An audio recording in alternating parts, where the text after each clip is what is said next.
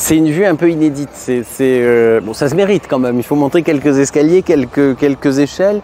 Et c'est un panorama dans lequel on embrasse vraiment Toulouse de manière assez incroyable.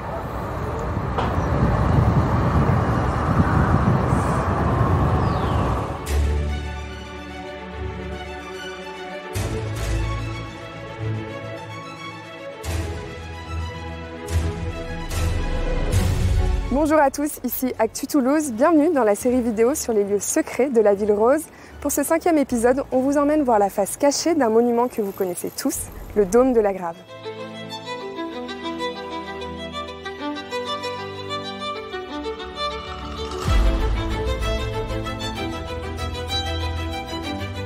Alors c'est un monument que je qualifie volontiers de paradoxal.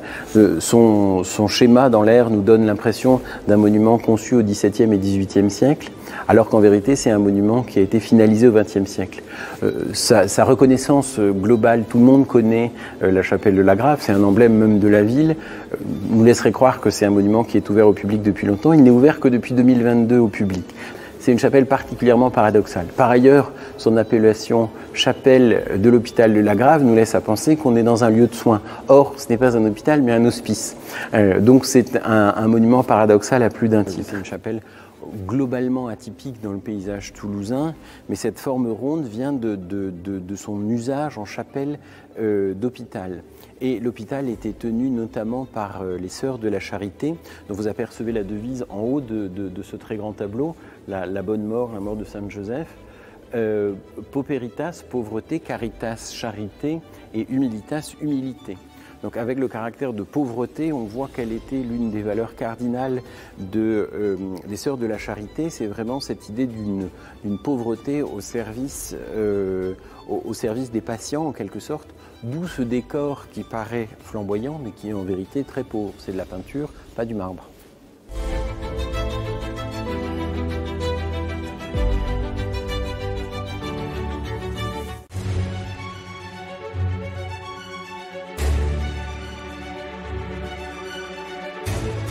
De ce côté-ci, vous êtes au pied du tambour, ce qu'on appelle le tambour de la chapelle. Donc c'est cette partie en fût, comme ça, dans laquelle vous voyez les vitraux, et sur lequel repose la coupole. Et vous allez voir que c'est une double coupole. Donc cette partie de toit qu'on a sous les yeux, on ne la voit pas d'en bas, parce qu'il y a toute la colonnade qui cache cet ensemble que l'on ne voit pas.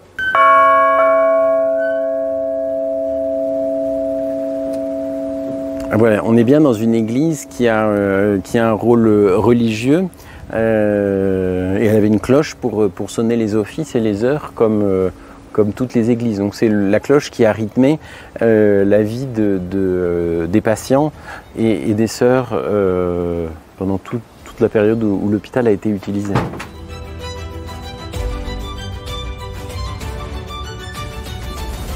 Alors, on arrive ici dans une partie extrêmement intéressante, totalement invisible de l'extérieur, puisqu'on est sous la toiture qui est au pied du tambour. Et donc, vous découvrez la charpente qui surplombe le déambulatoire et les voûtes du déambulatoire.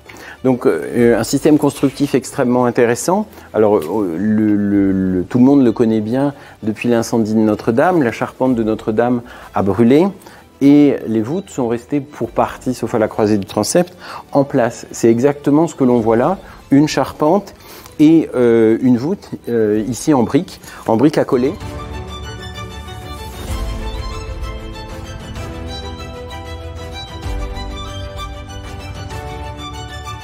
Alors nous allons emprunter un autre escalier encore plus interdit, si j'ose dire, qui est habituellement fermé au public. Alors c'est un tout petit escalier qui va nous amener jusqu'en haut du tambour.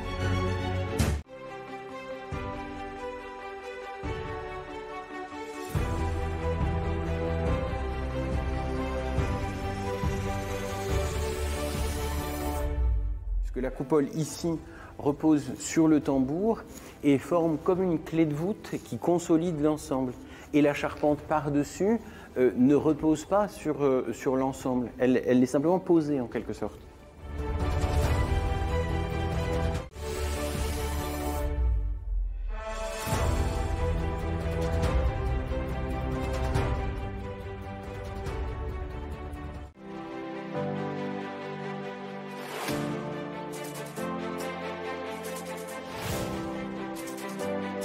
Voilà la trappe que l'on a empruntée.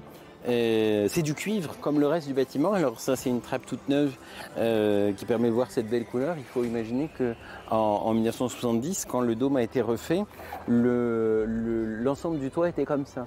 Et il y a même une légende urbaine qui dit que les conducteurs d'avions étaient gênés par le reflet du soleil dans le dôme.